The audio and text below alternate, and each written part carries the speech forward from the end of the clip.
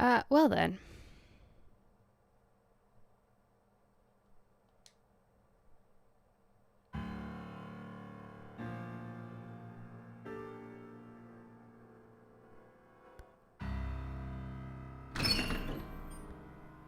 There you are. Finally. I was looking all over for you.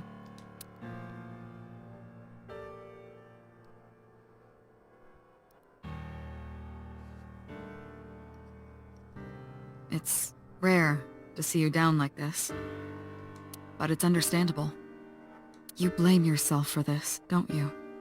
Beating yourself up about taking Iris to Marble. And about letting Ota get the upper hand on you. Am I right?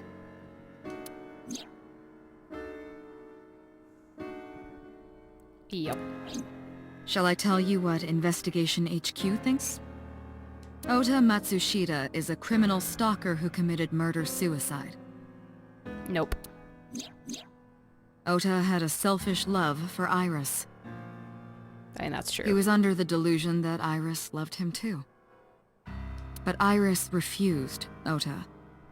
So Ota decided that he and Iris should be together in the afterlife, killed her, then killed himself. No. If more likely he thought he was setting up a way, someone convinced him he could have a way to rescue her, much like the way he was doing online. It's a setup to make himself look better.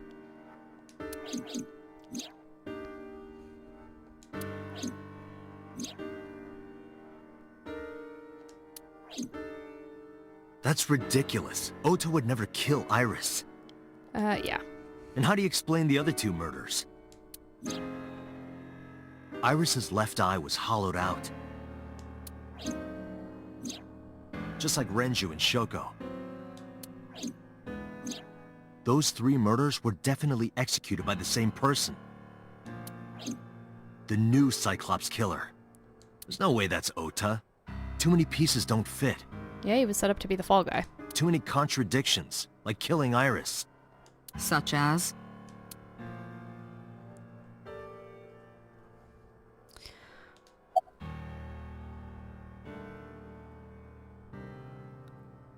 Ota's behavior during the video. Stay away from Tessa! Ota showed himself on the stream.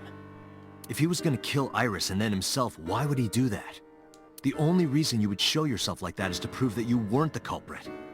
Ota and the polar bear on the screen at the same time would prove that they're not the same person.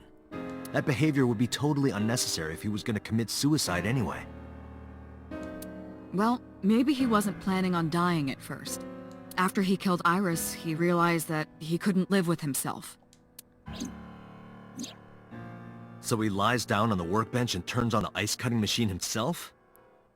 No, it doesn't work. He couldn't possibly reach the I don't lever. buy it. Ota had no incentive to kill Renju. Maybe he was thinking like this. The reason Iris and I can't be together is because her agency prohibits it, No. making the president, Renju, the ultimate bad guy in his mind. No, I don't think that ever crossed his mind in us talking to him. Mizuki is Ota's close friend. Do you really think Ota would kill his friend's father? He also had no incentive to kill Shoko. Shoko was married to Renju. Maybe he was trying to get at Renju by killing her. Except that he didn't even know that she was Mizuki's mother, which means he couldn't possibly have known. That's a stretch. They've been divorced for years. Ota knows all about it. He wouldn't use Shoko to get to Renju. And what about the polar bear costume? The culprit was wearing a polar bear costume, probably to hide their identity. But if murder-suicide was the plan, the costume served no purpose. There are some additional discrepancies. I analyzed the investigation report. Judging by his wound, Ota was stabbed in the side by a kitchen knife or something similar. Are you sure? I am. I told the boss what Iba found. Oh, I know that. Well? Ota could have stabbed himself. Maybe he thought it would be a fatal wound, but when it didn't work, he went for the ice-cutting machine. In the costume. Then, shouldn't we have recovered the kitchen knife from the scene? Maybe he threw it in the ocean. That seems unlikely. Boss, come on. Ota goes out to the water, stabs himself in the gut, throws the knife over the side, then walks back to the warehouse? And you didn't find a blood trail? Well, I wasn't being serious. I didn't think Ota was the culprit from the beginning. I was just playing devil's advocate for HQ. Really? Yes, really. Yeah, your boss ain't that stupid, Date. Anyway, Ota didn't kill anyone, and he didn't kill himself. Here's what I think happened. Stay away from Tessa! Ota knew Iris was kidnapped, so he rushed onto the scene. That's when he saw the culprit wearing the polar bear costume. He tried to fight him off, but ended up being stabbed in the side. He was weakened and losing blood at the culprit's mercy. The culprit forced him into the costume, then under the ice-cutting machine. I mean, the costume didn't even really fit him. You could tell, like, his head barely stuck up out of the hole. And then...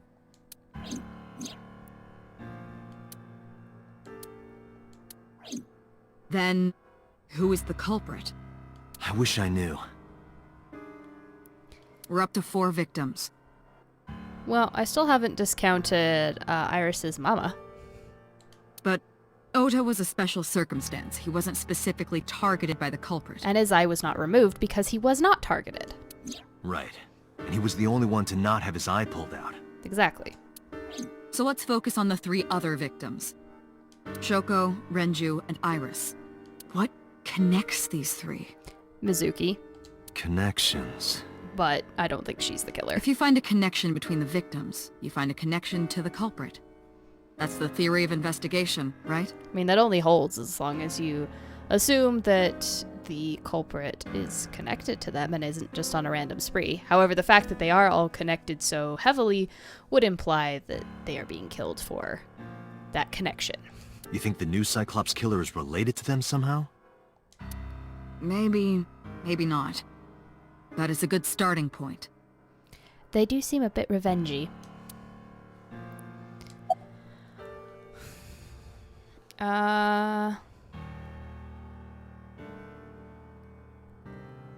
Iris's mother. Hitomi and Renju are definitely linked. They were high school classmates. And she did say that she met Shoko twice. But I can't imagine she would kill Iris in such a gruesome way. Well, unless she lost her mind. No matter what the circumstances were, it seems impossible to me.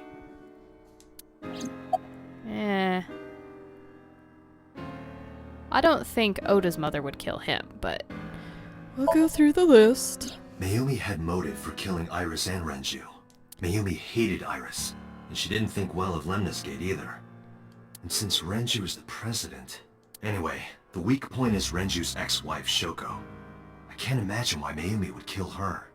And above all else, she would never harm her only son, let alone kill him. Yep.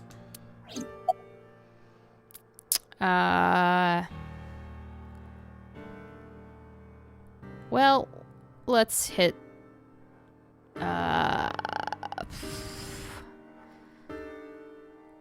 let's discount Kumakura first. Renju and Shoko were connected to the Kumakuras, but there's no connection to Iris. Congressman Sosajima? I never did finish that plotline. Renju, Shoko, and So. There is a connection between Renju and Shoko through the Kumakuras, but again, I can't see any clear link to Iris.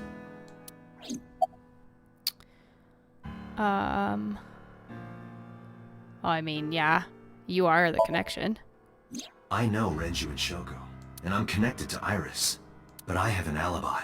Aside from Shoko, there's no way I could have killed any of them. No, now that I think about it, Shoko too. I don't remember killing her. That doesn't mean anything. My memories from 6 years ago are missing, but I still have my memory of recent events. And if I start doubting myself now... Date, I can say without a doubt that there is zero possibility you Yeah, are the 'cause you new were watching. Cyclops killer. I have been working with you for years. I know better than anyone that you are innocent. Also, you were watching. And I hate to say it's Mizuki, I just don't think it is. Mizuki has the strongest connections with all 3 victims. Shoko and Renju were her parents. and she was close friends with Iris. She was good friends with Ota, too. But that's why I could never believe Mizuki would kill all 4 of them. Yeah. Thinking of her as a suspect is ridiculous. Mm-hmm. That's what I said. I really don't think it's Mizuki. I thought it over, boss. Of the people I know, I can't peg any of them as the murderer. And no leads to pursue? No. Then there's only one thing you can do. Continue your investigation. Do whatever it takes to get the culprit. To get justice for the victims. You're right. Got it, boss.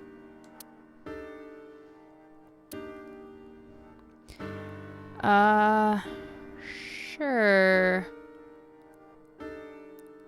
Let's start at the cold storage warehouse. Let's look for clues there. Might have other stuff to bring back. With luck.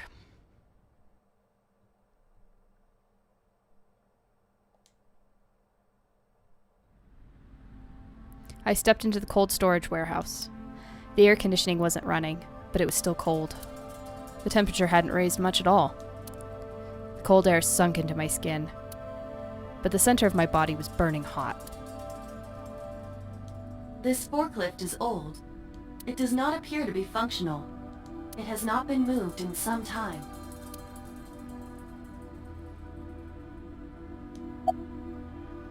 Any progress on the investigation?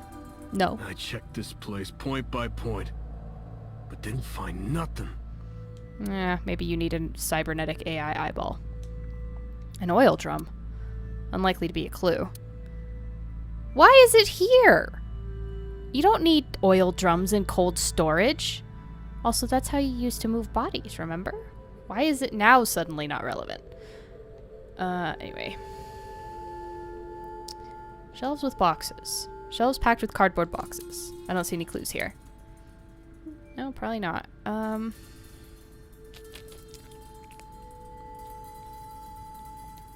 There's a cardboard box on the floor. There's nothing in it. There should be something in it.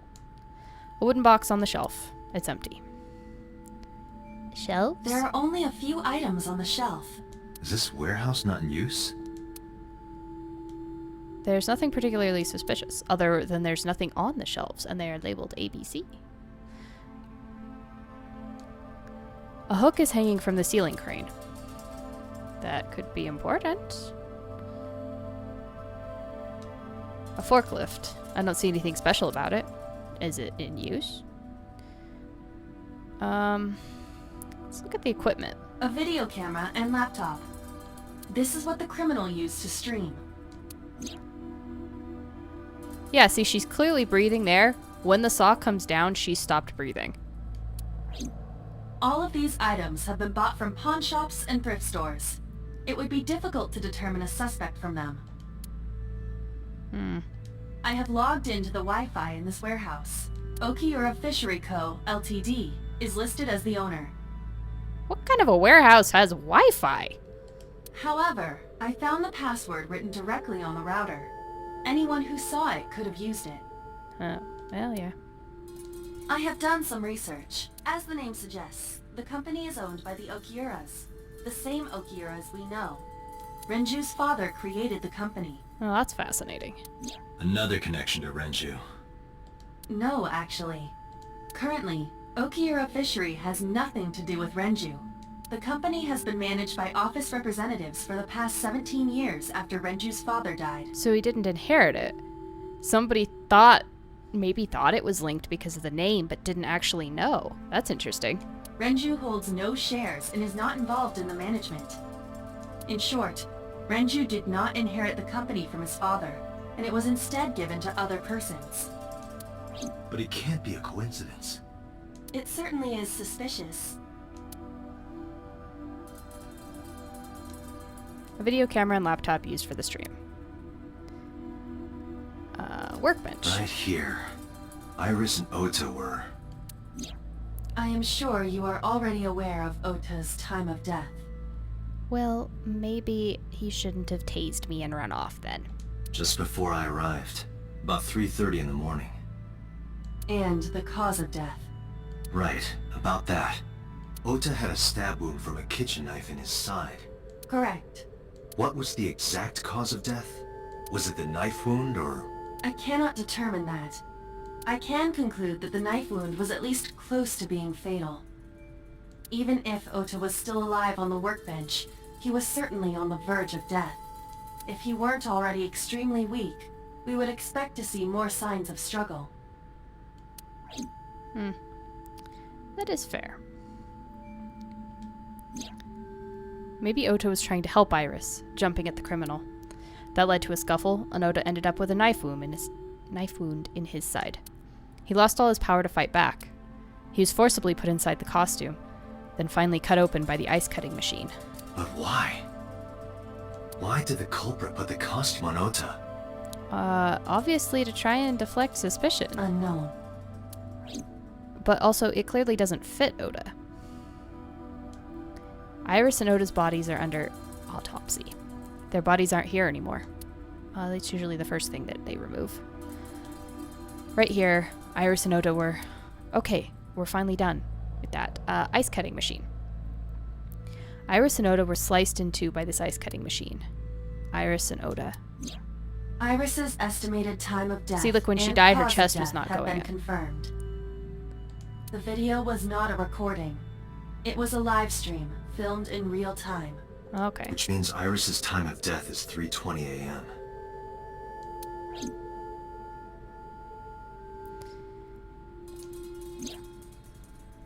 Iris also had her left eye removed. Yeah. And like Renju and Shoko, Iris's left eyeball has not been recovered.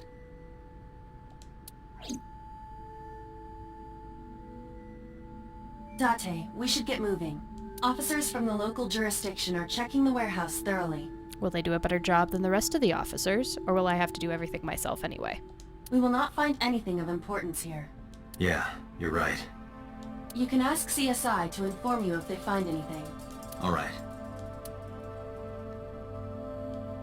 Ice cutting machine. Okay, there we go. I haven't talked to this inspector. Any clues? No, nothing so far. Let me know if you find anything. I let them know, then left the warehouse.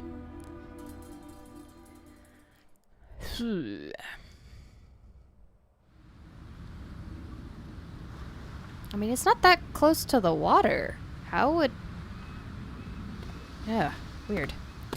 When I left the warehouse, I saw Pewter. What is he doing here? He walked up to me while I was trying to work it out. Date, I have to talk to you about something. Huh? About the original Cyclops serial killings. Why this all of a sudden? Because I want you to solve this case, Mr. Date. I want you to find who did this and bring them to justice. So, if I can help you, even a little... Why didn't you say anything at Abyss? The boss was there. I couldn't speak openly in front of her. Yeah, she's a bit scary, isn't she? So, I decided to meet you here. Because this isn't more suspicious. All right. Let's hear it. Earlier, I told you that I was completely certain the original Cyclops killer couldn't have committed these crimes. I am absolutely certain the original Cyclops killer could not have committed these crimes. Okay, there was really no need to give me the verbatim flashback. Let me explain why. I'll start by telling you the identity of the Cyclops killer. Although, it's more accurate to say, killers. More than one? In the first series of killings, the culprit had an accomplice. One of them was born a murderous psychopath. The other is Rohan Kumakura, the previous chairman of the Kumakuras. Oh, interesting.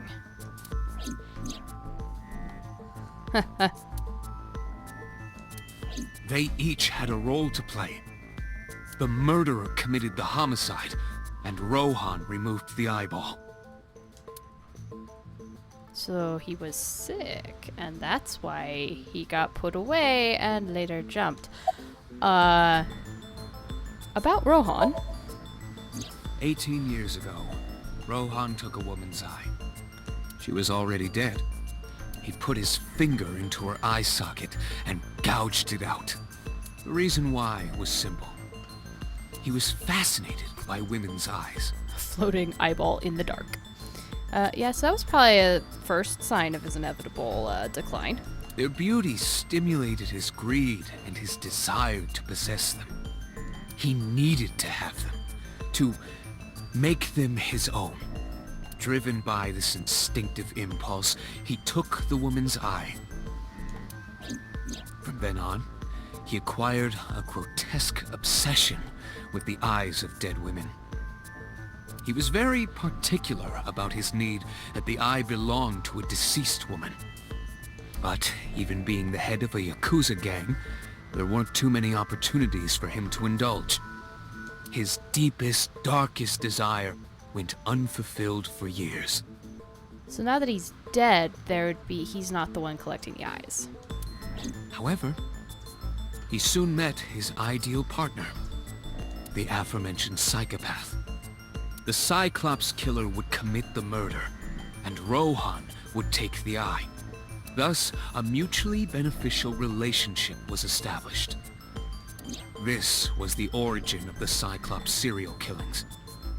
At about the same time, you were assigned to Abyss. Who is the murderous psychopath? He was born with a brain dysfunction. Due to damage to the posterior pituitary gland, he was unable to properly secrete oxytocin. Oxytocin is a peptide hormone linked to feelings of love, affection, and trust. Oh. It is colloquially referred to as the love hormone. I It can see- causes a tranquilizing effect which improves mood and relieves stress. I can see why not having that would be a problem. It is normally secreted when the body makes contact with an object of affection, such as an embrace or caress. I'm sure you know what this implies, but he was unable to feel love in the way that we do. However, he was able to experience a substitute. His brain was wired in such a way that allowed him to feel satisfaction through other means. Due to the unique idiosyncrasies of his brain, he was able to release large amounts of dopamine and endorphins by performing a certain action. What was it? Murder. Murder. Murder most foul. Dopamine is a hormone linked to the reward system of the brain. The pleasant feeling attained through accomplishment is dopamine. Endorphins are a kind of brain narcotic. They dull pain and create a feeling of happiness. He got pleasure from killing people? It's slightly more complicated than that. Killing people was the only way he could get pleasure. He was 12 when he took his first life. Oh, good. That enlightened him to the pleasure of murder, which he would do again and again. But you still haven't told me who he is. Anyway, why did the Cyclops case get classified? That... I don't know. The details of the original Cyclops serial killings case have become nebulous over time. Even the official investigation material contains nothing of value. I am unable to draw any conclusions from them. You really have no idea? If I did, I would tell you. Okay, summarize for me. The original Cyclops killer had an accomplice, There were 2 Cyclops killers. and one of them was the former chairman of the Kumakuras, Rohan Kumakura. And was the one interested in the eyes. Rohan committed suicide by jumping to his death 1 year ago. That means... Pewter, tell me this. One of the original killers is dead, I know that. But that means one remains. Who is he? After his 4th murder, he was arrested by the police. They actually picked him up on other charges. Huh. But, in any case, he is currently serving a life sentence in Fuchu prison. Oh, so he's Mr. Number 89. Fuchu prison? Yes. What's his name? In prison, he doesn't have a name. He is simply called Number 89. Yep. Number 89. I know who killed Shogunadami. So perhaps we shouldn't help him out of prison. So, now you know why I said that. That the original Cyclops killer couldn't have committed these crimes. Because one is dead, and the other is behind bars. Sure. Neither of them had the opportunity. That is fair. Alright. Let's go see how Mama Ota's doing. She's probably not handling this well because I'm pretty sure she's now by herself. And we'll find out if she's treating it like Ota's still alive. The place was silent. It was so quiet, I felt like I could hear the floating dust. I stepped inside. I thought it was empty, but I saw a shadow in the corner of my eye. It was Mayumi. It was like watching a decaying old tree cling pathetically to the earth.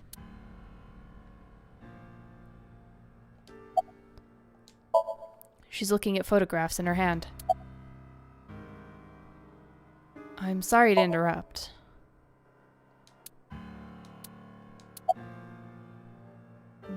Do you want to talk about it? About Ota. This is your fault. I heard from the police. Because you didn't take care of Iris. My boy Ota got involved. Well, lady, he's the one that tased me. Date, I looked into the investigation report. Mayumi confirmed Ota's body early this morning. I see. I'm sorry. I want to be alone right now. Did you not hear me? I said leave!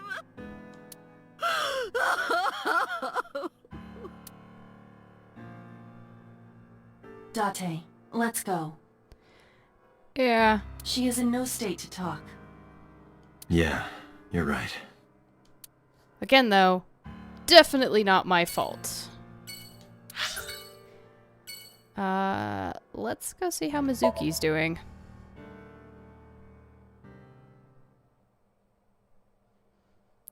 Because now she has no one else but us in the world, which is terrifying.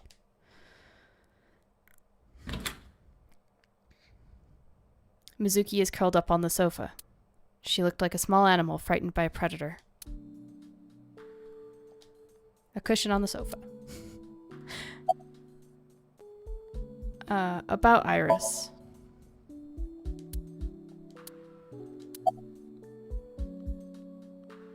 About Ota. I don't think we're gonna get anything out of her. About the warehouse. Mizuki must know about Iris and Ota. Of course. The news was distributed heavily across the internet. Not just in Japan, but worldwide. Aw. 3 days ago, Mizuki discovered her mother's body. 2 days ago, her father's. This morning, 2 of her best friends. It is completely understandable that she is at her mental limit. Oh, yeah. Can I be left alone for a while? Are you okay? Yeah. She certainly didn't seem so. But I can't stay by her side forever. Aiba, contact Abyss. See if they can get Mizuki a good counselor. Understood. I stayed with her for a little while, but we didn't speak. Having nothing more to say, I left. Ooh. Oof. Oh good, now we get to go talk to Iris's mom, who's also going to blame us for this shit, like it's somehow our fault.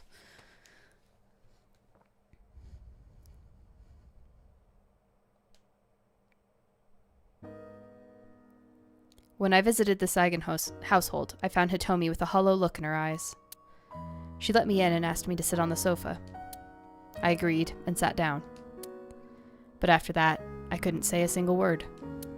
The heavy silence weighed on both of us.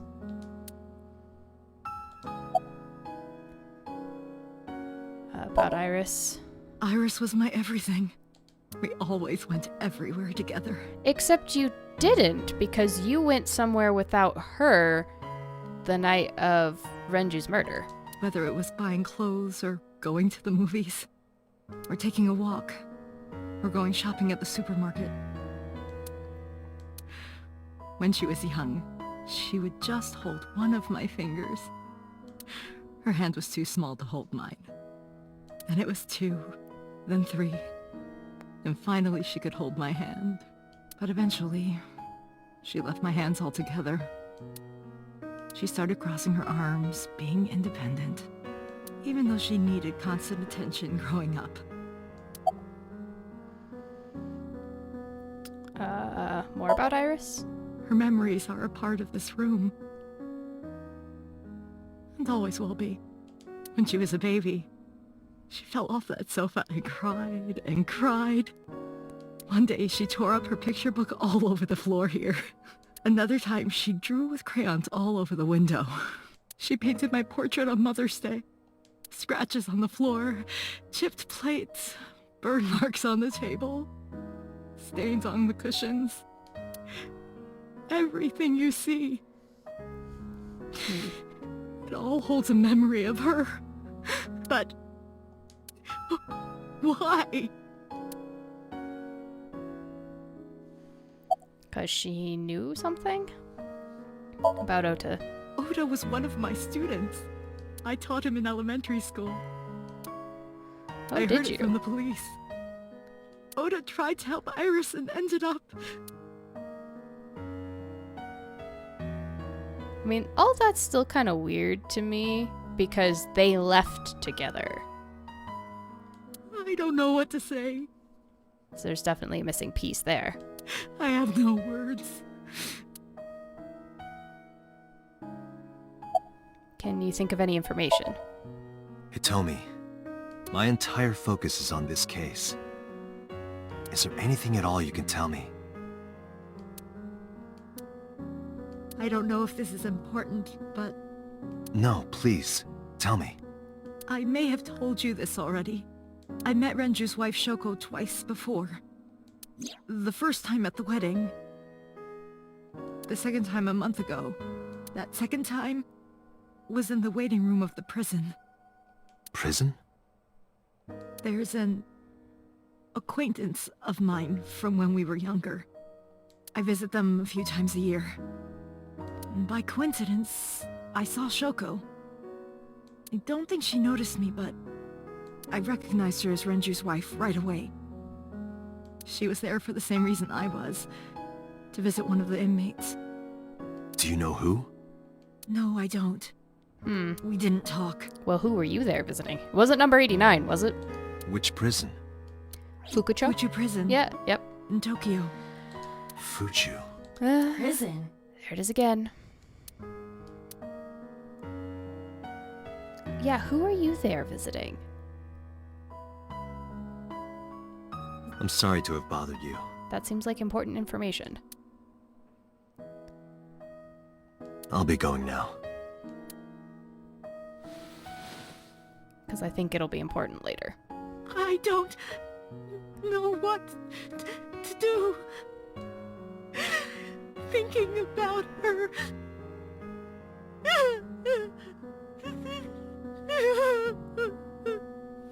Dante, please, you have to catch them. Please. Please. I will. Trust me. Yeah, unfortunately I don't think it's possible to have solved the case by now. Okay, so let's go to Marble and have a drink, because it seems like there's nothing else to do.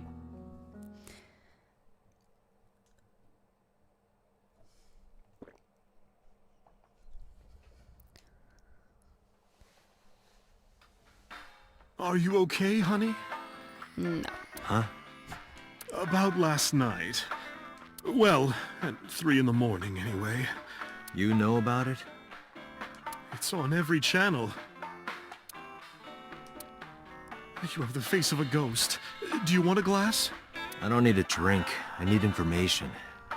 Do you have anything? Well, let's see. I do have... I suppose you could call it intuition. Tell me. Information about the incident, please. The Kumakuras are involved in this case.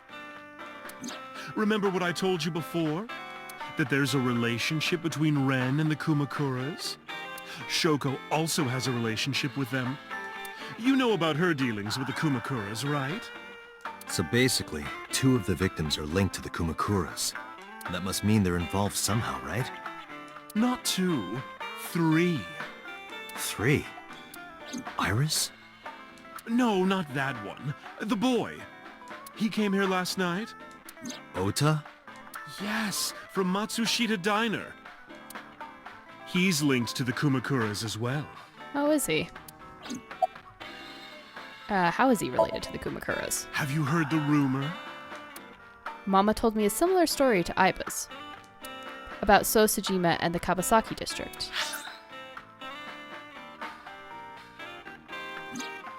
The basic idea is this. 8 years ago, So sold his land in the Kabasaki district for 30 billion yen. Half a year later, an explosion at the chemical plant caused land prices to drop drastically. So bought back the land for 1 billion yen. Almost like he knew beforehand that the accident would happen. Did So blow it up or conspire to blow it up? No, that wouldn't make sense. So wouldn't gain anything from that. He would end up with 29 billion in cash and 1 billion in land. It's a net zero. But there's more to the story. About So in the Kabasaki district. Yes, I was interested in this. The Kumakuras own a handful of real estate companies. They of course look legit, but they're Yakuza fronts. Okay. I'll call those real estate companies the KE to keep it simple for you. The KE followed in So's footsteps. They bought up land in Kabasaki. Okay. Now, back to So. Have you heard of the plans for the casino in Kabasaki? So was the one who came up with it. I was born and raised in Kabasaki. I remember the landscape of my childhood, and I loved it dearly. But look at Kabasaki now. When I see images of the destruction on television, my heart aches like it's being chopped to pieces. But I promise you, I will revive the Kabasaki district at any cost. So I can make a profit on my land. Boy, does he have a good speechwriter. Casino Town Kabasaki will give new life to the city. Ho. After that, So moved fast. He submitted the bills he needed to the National Assembly after drumming up support in the right places. The bills passed, and it became an official government initiative. Decontamination efforts therefore increased at a rapid pace in the Kabasaki district. At the moment, the area is still considered off-limits. However, the air in Kabasaki is currently purified to such an extent that it has no negative effect on the human body. Which is why it was okay that we were there when we were investigating Shogo's corpse. If the plan goes smoothly, land prices in Kabasaki are going to skyrocket. And all that land is owned by the KE. And by So himself. Yep, that's kind of what I figured. The land he bought back for 1 billion will be worth 10 times that soon. He's involved in some shady business. Okay, continue. This is just another rumor, but the chemical plant exploding was no accident. It was done intentionally. By So and the Also, Kumakuras. not a surprise. But there's no hard evidence of that. I mean, there might be, It's just gossip. if somebody looked into it, but he probably put money in the right pockets so that the inspectors didn't look closely, and it was too dangerous to investigate. What about Ota and the Kumakuras? What were we talking about again? Ota and the Kumakuras. Oh, right. You know how Matsushita Diner is close to the Kabasaki district? Yes. The chemical plant explosion made times hard.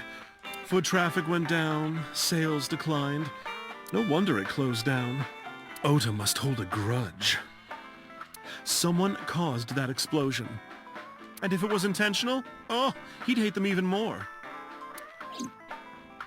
That's how I link Ota to the Kumakuras. Alright, that was actually helpful.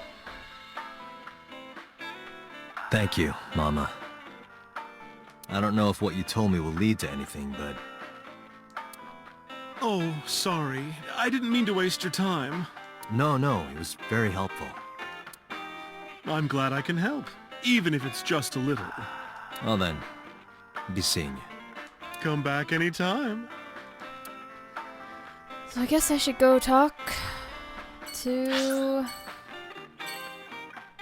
No, I don't get to go talk to the Kumakuras again. Bring like a 6-pack of beer. Sit down with them. Okay, fine. I returned to Boss's office to report. But I didn't see her anywhere. Where did she go? Well, she isn't always here, correct? True. I sat down in my usual seat and decided to wait for Boss. What are you doing? I thought it would be easier to talk like this. What do we have to talk about? A summary of the investigation, perhaps? What summary? We don't have anything new. That's not true. Huh? I was curious, so I did some research. About number 89.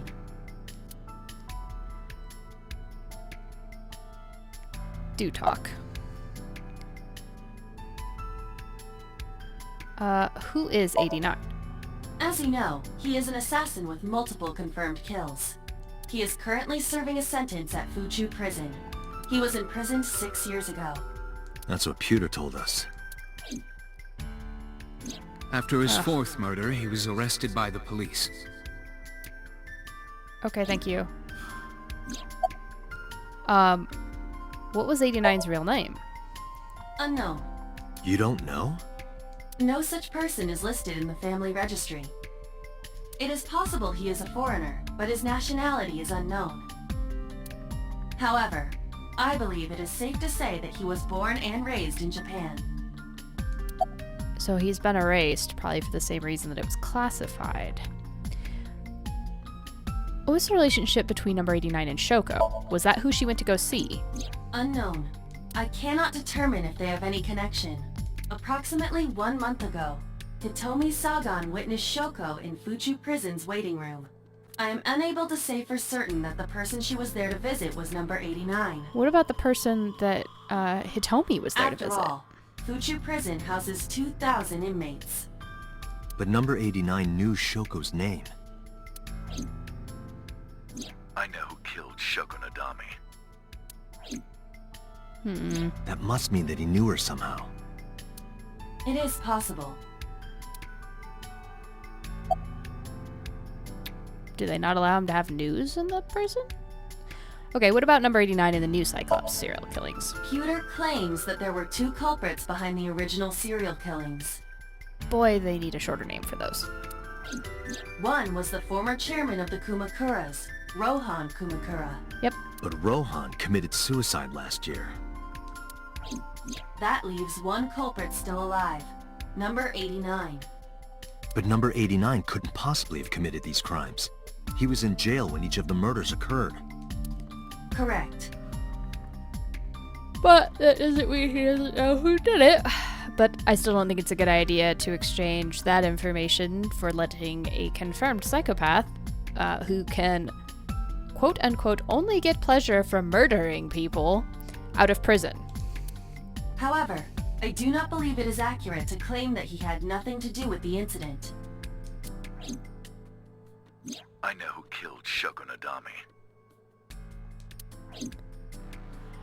If he was telling the truth, his involvement is possible. Okay, so maybe we should talk to him. Let's talk to number 89. I don't know if he's telling the truth or if he's full of it. but he's our last remaining loose end. All right. However, we need not go to him. We can bring him to us. How? Preferably without letting him out of the prison? If we plan on syncing with him, it would be more efficient. Okay. Is he gonna have a bag over his head? Are we gonna not like what we find in his head? Can you arrange that? I can. Ooh, this seems like a bad idea. After cutting through some red tape, number 89 was to be brought to HQ. He took considerable time to arrive. No kidding. And he better be wearing a bag over his damn head. And be shackled in a million different ways, please. But for some reason, Boss never showed up. Uh-oh. That can't be good. All right.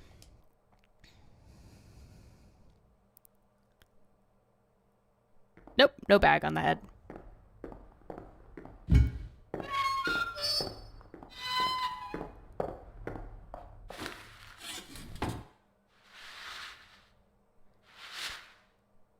Oh yeah, no, he's totally Iris's dad, I think, from the picture. The weird flashy memory we had. We know him. Sorry to interrupt your busy day, but I need you to tell me something. I'd appreciate your cooperation. Yeah, like he's gonna cooperate. Look at that smile. He's not gonna cooperate. Do you know Shoko Nadami? Yeah, I guess I do. About a month ago, Shoko visited Fuchu Prison. Was she there to see you? That's right. What did you talk about? Nothing special. You're in no position to lie. I'm not lying. She didn't come to hear me talk. Then why did she come? To meet me. Meet you? She probably just wanted to see me.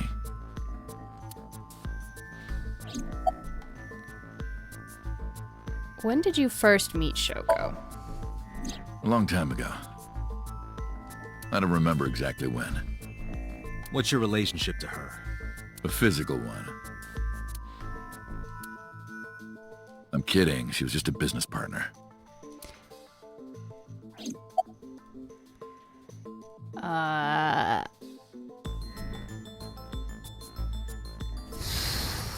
We're not gonna find out his name, but sure, let's ask. Number 89. Your real name? I don't remember. Oh, that's convenient. Yeah, where are you from? I also don't Burkina remember. Faso. Burkina Faso is a republic in West Africa. Population 17 million. I don't have time for your jokes. Well, you asked Date, and you knew he wasn't gonna give you a serious answer. Anyway, you're the original Cyclops killer, aren't you? That's right. I was one of the culprits behind the case 6 years ago. One of the 2 Cyclops killers.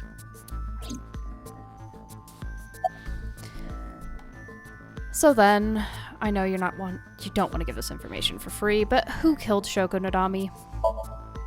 Alright, let's get right down to it. 2 days ago, you called Investigation HQ and said, I know who killed Shoko Nadami. That's right. Who? Hey, don't be so hasty. We haven't agreed on a deal. Yep. You're gonna let me out of prison, right? It's done. You've got a deal. Ooh, who made that deal? Oh, that's a bad choice. No, who made that deal? All right. But to explain it properly, I need to tell you a story. Of course you do. It might take some time. Is that all right with you? I've got nothing but time. I mean, you don't, but sure. Then let's get started. The story of a lonely assassin.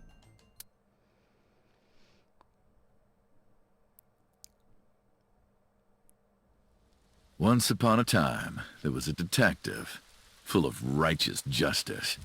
Let's call him F. Okay. F found the evils of the world intolerable. F had no parents, no siblings, and grew up in an orphanage since he was born. He suffered every kind of abuse imaginable there. It led him to despise all the evils of the world. One day, F was chasing a thug down at the harbor. Someone wanted for the assault and murder of women. Okay, I get it. I'll just throw down my knife. Here. And you lower your gun.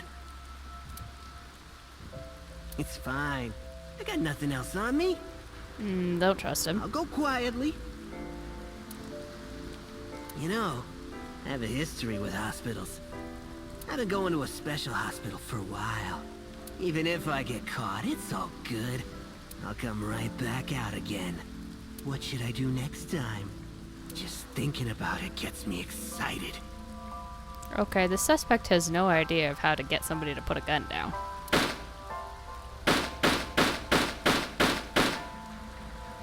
Okay, that was slightly excessive. Slightly. Slightly. The culprit was unarmed, but F never served a day in prison. The case went to trial for some time, but it was determined to be self-defense, and he was declared innocent. That many bullets is never self-defense. But anyway. If the truth got out, it would be a huge scandal for the police. People at the upper level were terrified of what might happen, so they had evidence fabricated. F wasn't suspended or disciplined at all.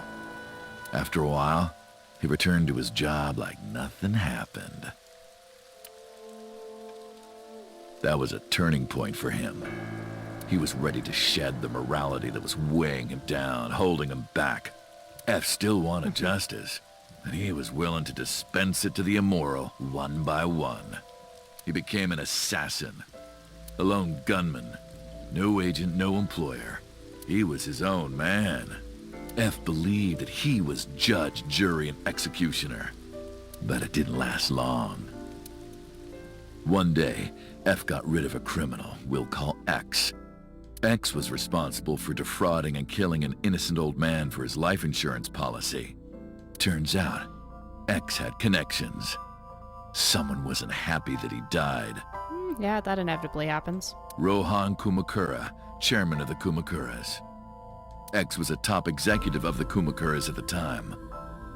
Top executive, and he was running insurance fraud scams.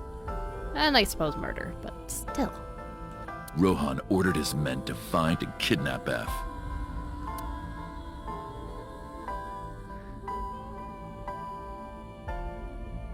I've done some research. I know you've cleaned up at least 18 pieces of scum from this earth. Oh look, it's the same two friends from the office. Somehow there hasn't been a single criminal investigation. They're all treated as suicides, accidents, or natural causes. Amazing work. I'm impressed. How about you work for us? Of course, you have the right to say no, but it'll be the last word out of your mouth. F was trapped. Even if he somehow survived, he would be looking over his shoulder for the rest of his life. He had no choice but to take Rohan's offer. Thus, F's self-employment came to an end. He became a hired gun of the Kumakuras. Rohan even gave him a code name, Falco, named for the falcon, a bird of prey.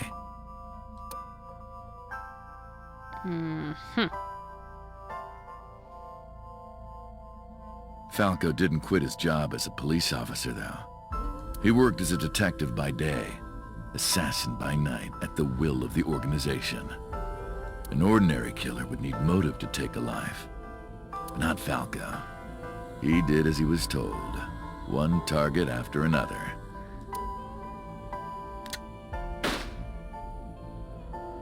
It didn't take long to destroy his heart completely.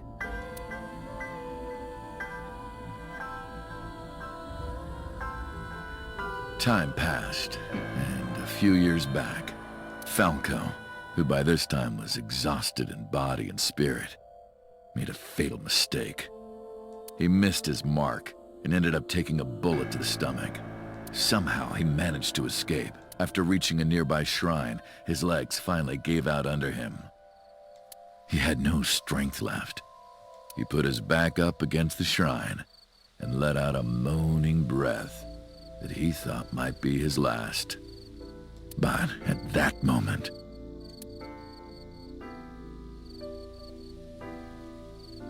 in his darkening vision, he saw a woman approach him. He watched her take out her phone and dial for help. Oh, so that's 100% Hitomi because they don't change the character sprites, but... At the same time, he heard footsteps. Footsteps of at least 2 people closing in. He knew immediately that they were after him. He sprung into action, grabbing the woman and pulling her close, kissing her to keep her from talking.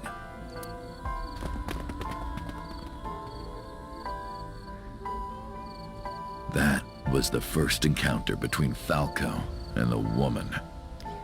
Yeah, that's Hitomi. And that's who she was there to see. She was a teacher at some school. It was like she was from a totally different world than him. Listening to her talk, he would forget everything about his line of work. She was his only contact with the ordinary, mundane world. They met in secret a few more times, and Falco felt his heart grow warmer. Her smile and kindness were like a cold glass of water for Falco's parched heart. Falco started to become himself again, his former self. He swore on his life that from then on, he would live for her. That's romantic, but...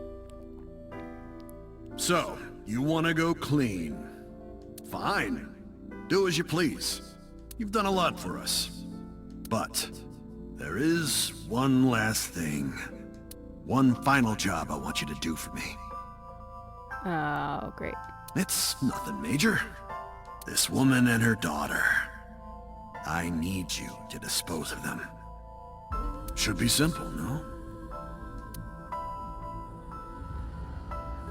Rohan handed Falco a picture of a woman and a girl. It was the teacher Falco met at the shrine. And her daughter. She had just turned 12. Why the 2 of them? Rohan, as usual, never gave a reason. And Falco had no intention of carrying out the kill. But if he didn't, he knew that someone else would. He thought long and hard. How was he going to keep them safe and get out of the life of crime? He couldn't find an answer, no matter how hard he thought. He was backed into a corner. So, he decided to call on an old friend for help. And then...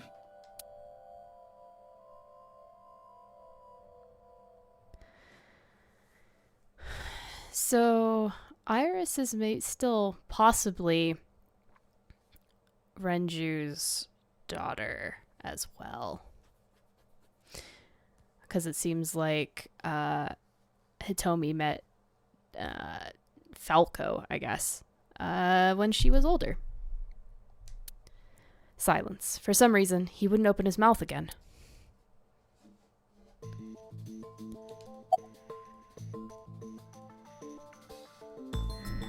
Why did you stop? Why did you stop?